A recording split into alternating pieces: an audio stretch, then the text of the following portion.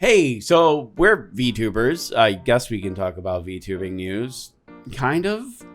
Especially when it's about a Vtuber agency that solely consists of like 75-year-old grannies. Which, that does exist, and it's called Metabachan. Metabachan? Anyway, they've gotten into prostitution. Well, sort of. I'll let Ellie explain. What Booster is trying to say is that Metabachan has announced a rent-a-grandmother business, which isn't dissimilar to like rent-a-girlfriend, but instead the company wants to offer a service that can be more kind of like online therapy, I guess. According to Metabachan's company, Oda Group, once you sign up for it and tell them why you need it, you'll be matched with the grandmother that the company feels will be the best fit for you.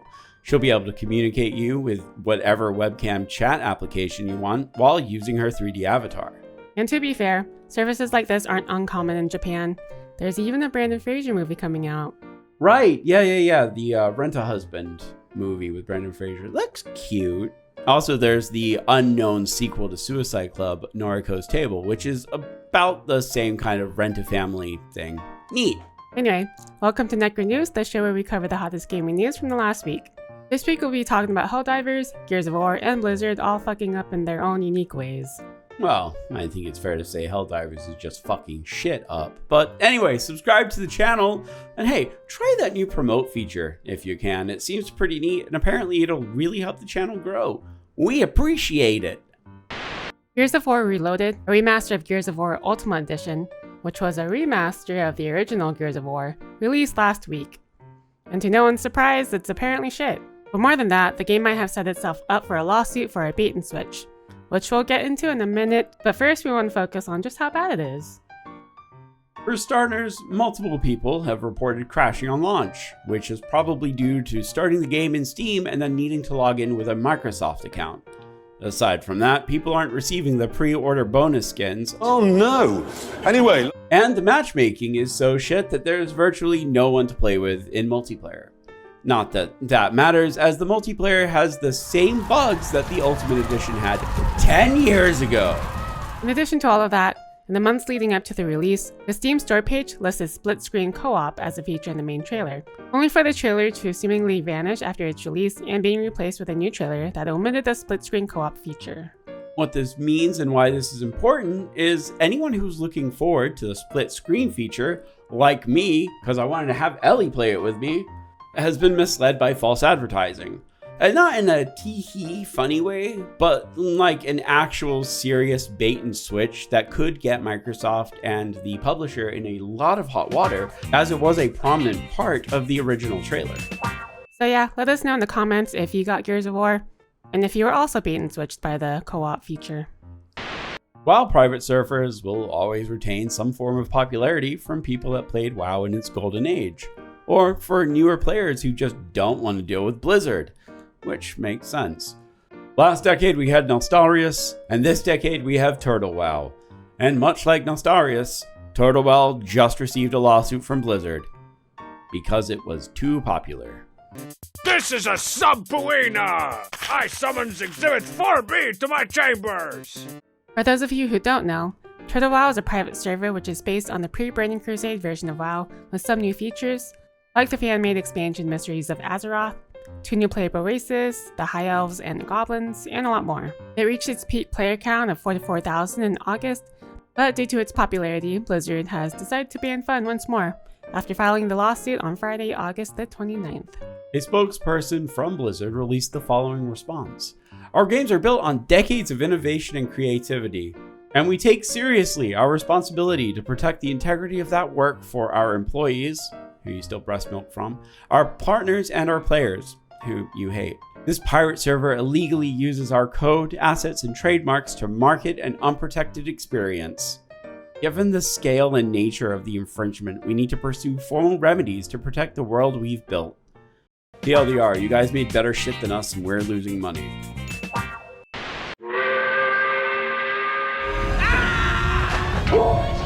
At this point, Ubisoft is underwater and trying to save themselves by any means necessary. Since the sales of Assassin's Creed Shadows have been low thanks to Ubisoft using players as their metric and not the sales, and Tencent acquiring a 25% stake in the company after its release, Ubisoft is doing anything to generate some more income, including selling some of its IPs off to Atari. According to Wario64, it's mostly been minor titles, but there are a few titles that Booster would appreciate. That would be Cold Fear, Child of Eden, I Am Alive, Grow Home, and Grow Up. I'll never let go. I promise. Child of Eden! Finally, I can play it on my computer. Oh my god! I'm very excited about this. Atari has stated that they plan on re-releasing the games for modern systems, which means you might get to see Booster play Child of Eden. In other Ubisoft news, the CEO of Ubisoft has been summoned to appear in French court on October 1st due to the workplace harassment trials of 3 Ubisoft executives. So that's fun. This company is going, right? If you didn't know, there was a big theory online that Pragmata, Capcom's new game, is actually a MegaMan game, and that theory was gaining traction. Think of it how Shadow Labyrinth is a Pac-Man game. The theory got popular due to the similarities between the design of Pragmata's robot girl sidekick Diana and MegaMan, as well as the thematic connections, like the game taking place on a moon base taken over by evil machines infected by a virus. Huh, never heard that before. However, Capcom has officially denied that in this case. After being asked about it by Video Game Chronicle, Pragmata producer Naoto Oyama has said, "Pragmata is not a Mega Man game, it's a completely new game from Capcom. I was actually one of the producers on the Mega Man Battle Network Legacy collection as well, so I'm happy to see that people who love Mega Man are passionate about Pragmata too." So that sucks. But also, why even deny it? That's true. I don't know why they would even give credence to it if it wasn't something. Let us know what you think. Is Pragmata a new Mega Man game or no?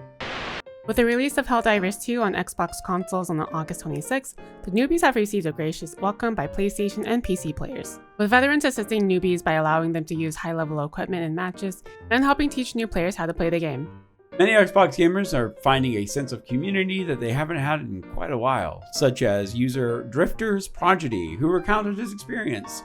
So that's pretty cool. And while Helldivers 2 has always had a strong community, I personally can't get into the game, and I have no idea why. Because you don't like playing in the team? Is that true though? We played Peak. I was a team with you in Peak. The only time you like to play in a team is when I'm in your team. That's not true. I don't believe that's true at all. I feel like I've played with other people, right? I like to solo Final Fantasy XIV. After originally ending the playtest for Marathon, the reboot, due to controversies such as stolen art, delaying the game indefinitely, etc., Bungie has decided to open up a new playtest in September from the 8th to October 7th, likely to try and meet the expectation of releasing the game by March 31st to fulfill the promises made by Sony for their fiscal year. But there's a catch. If you're selected for the playtest, Bungie will pay you just to play 1 hour of the game every day for a month, with the payout being $500 total, with charge to play for 1 hour every day during the playtest period, and fill out a daily and weekly survey.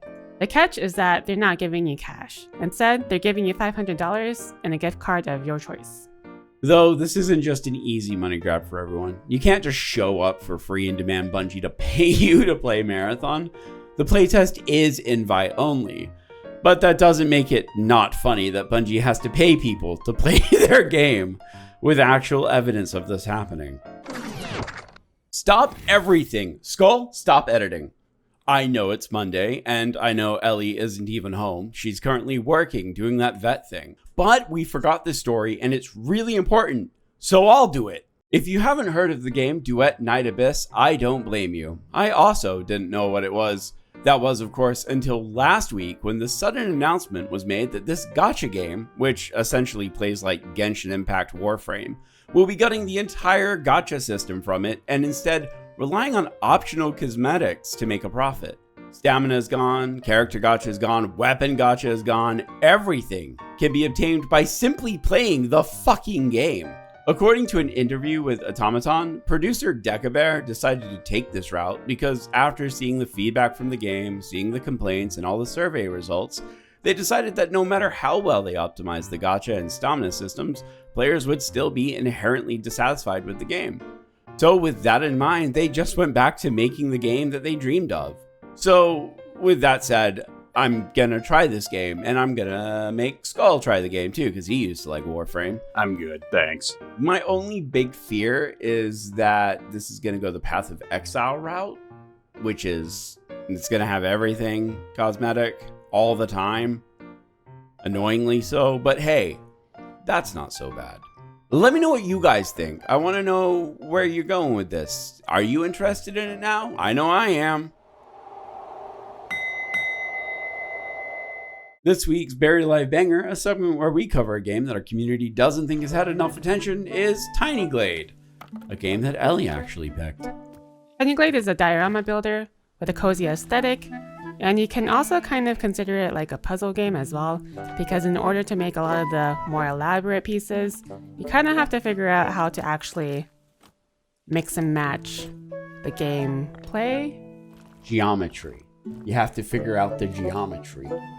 Anyway, it was too much for my little brain to handle. However, I'm sure there are a lot of people who would appreciate a game like this.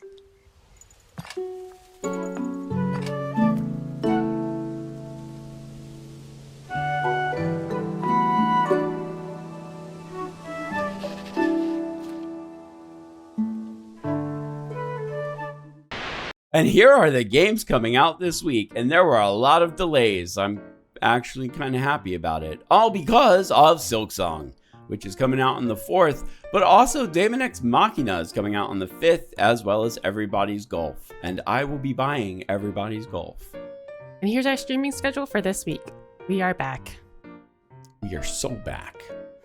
We're going to be doing Nikki. Well, Ellie's going to be doing Nikki tonight. Elden Ring on Wednesday and Sunday, Lies of P, and Psycho Gorman in the Discord for all those hunky boys. That's it for this week's Necro News. Thank you all so much for watching, and if you made it this far into the video, post a skull emoji because why not? And as always, a big shout out to our channel members. Thank you all so much.